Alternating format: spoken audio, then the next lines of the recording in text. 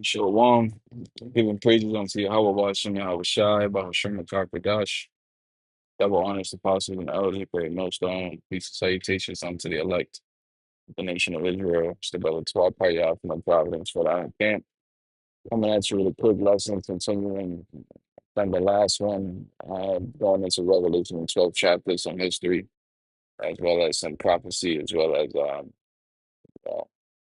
some very important information to know concerning this chapter. But just continuing here for verse 3, says Revelation 12 and 3, and there appeared another wonder in heaven, and behold, a great red dragon, having 7 heads and 10 horns and 7 crowns upon his head. All right, so contextually speaking, historically, it's referring to the Roman Empire. And what we have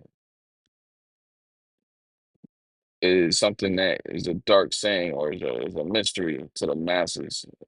When we read about the 7-headed dragon with 10 horns, people think about some type of comic book scheme or some Dungeons and Dragons type of scheme, though.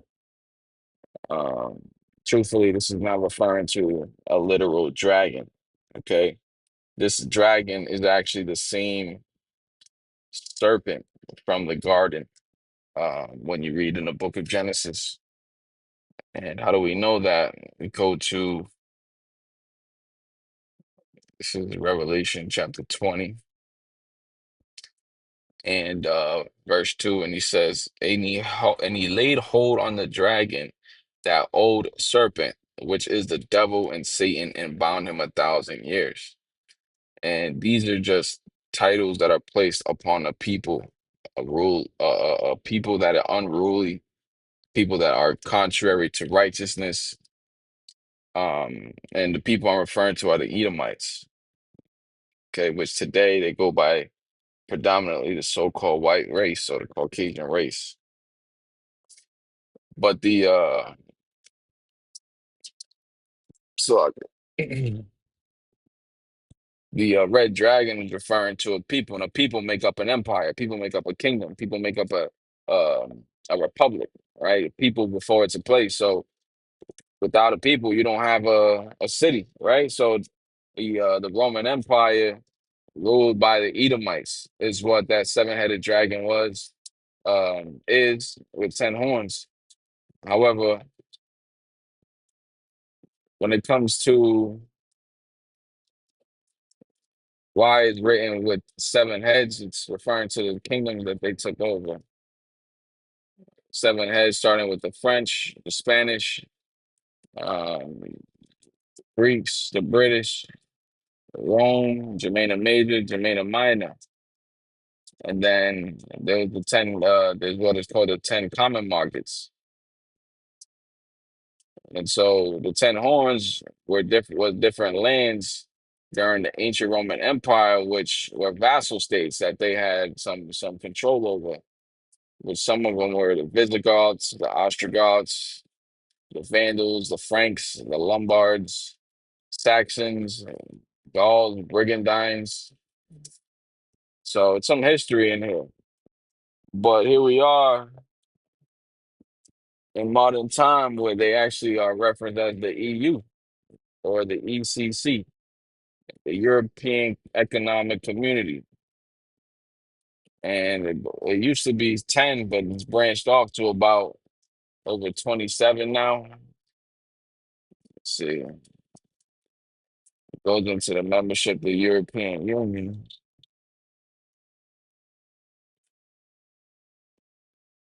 European Union is a political and economic union of 27 European countries. Member states are a party to the EU's founding treaties, which grant them privileges and subject them to obligations of membership. The EU, uh, the EU was established in 1993 by the Treaty on European Union, and originally had 12 member states. The most recent country to join was Croatia in 2013, and the UK left in 2020. So it's a little bit of history going into that there. But it started with with these 10: Belgium, Denmark, France, Italy, Luxembourg, Netherlands, Greece, Ireland, England, West Germany. These are the places where these Edomites had had spread forth and conquered. Verse 4, and his tail drew the third part of the stars of heaven, and did cast them to the earth. And the dragon stood before the woman, which was ready to be delivered, for to devour her child as soon as they were born. See, so in this verse here, the third part of heaven is referring to the southern kingdom, which I said in my last lesson. In this time period, we're reading, it was predominantly the southern kingdom, which consists of Judah, Benjamin, and Levi. Right during the time Yahweh Shah was in the Roman Empire, the Israelites, the southern kingdom, were under Roman captivity. Now, the northern kingdom, what had happened to them was they were taken from that land of Samaria. A bulk of them was carried into Assyria, but then, a great portion of them fled from Assyrian persecution into the Americas. You can read about that in the Apocrypha. Okay. Now, reading this again, and his tail drew the third part of the stars of heaven and then cast them to the earth, which is referring to the time of 70 AD. 70 AD, you could read in history as Jewish Roman wars. Go ahead and pull something. Let me just pull that up real quick.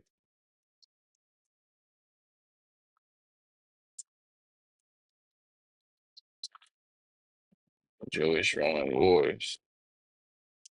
Okay. AI overview. Jewish Roman wars were a series of three major conflicts between the Jewish people, which there was no such thing as Jewish, and still is no such thing as Jewish. It's a made-up term. This is referring to the Southern Kingdom, Hawada, going up against the Roman authority, which is predominantly the Edomites. Now, it reads a series of three major, it's a series of three major conflicts between the Jewish people and the Roman Empire occurring between 66 and 136 CE. These wars were driven by Jewish aspirations to regain political independence from Roman rule. The most well known is the First Jewish Roman War from 66 to 73 CD or AD, also known as the Great Revolt, which resulted in the destruction of Jerusalem and the Second Temple. And the other two were the Keto's War and the Bar. Okay, what are we doing here? Come on, man. Driving like we don't have a driver's license. Fine, man.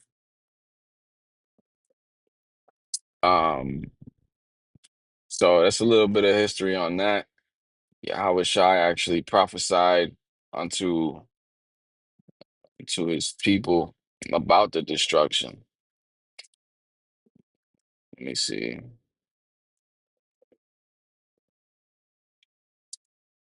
In Matthew chapter 24. I mean I could go into it, but you could read it for yourself. Matthew the 24th chapter goes into Yahweh Shai prophesying about 70 AD. All right, and that was a very, very, very heavy part of our history because that's where we were taken out of the land of Jerusalem and fleed into different parts of Asia, different parts of Africa, you know. But continuing on, and one thing about the scriptures, when you read Revelation specifically too, it's not always gonna be in chronological order. Like it's gonna have periods where it jumps where it jumps from one period to another. One verse jumps from one time period and it jumps to another time period. So it's one thing to consider when reading these scriptures, and which is another reason why this is a mystery. And the Lord made it this way because He didn't want everybody to understand. You know,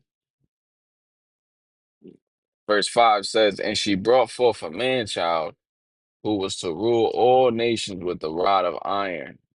And her child was caught up unto Yahweh and to his throne." Now, this is referring to the birth of Yahweh Shai, right? Got a couple scriptures here. Isaiah chapter 7, verse 14. Let me go ahead and grab that.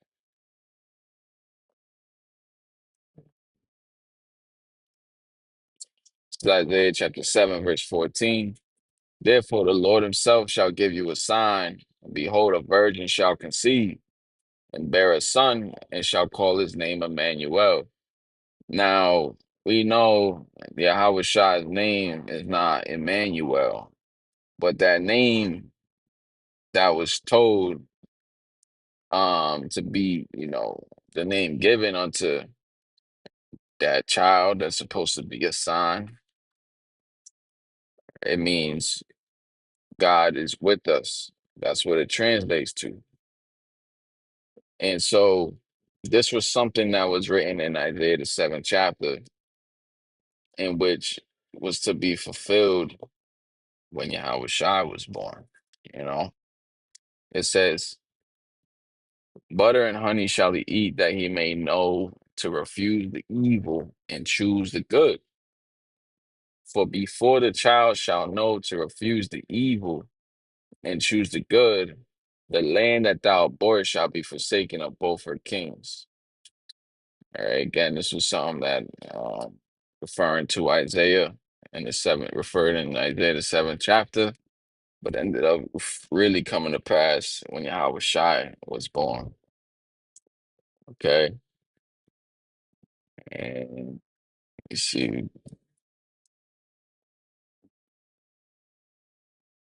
I'll make another part to this.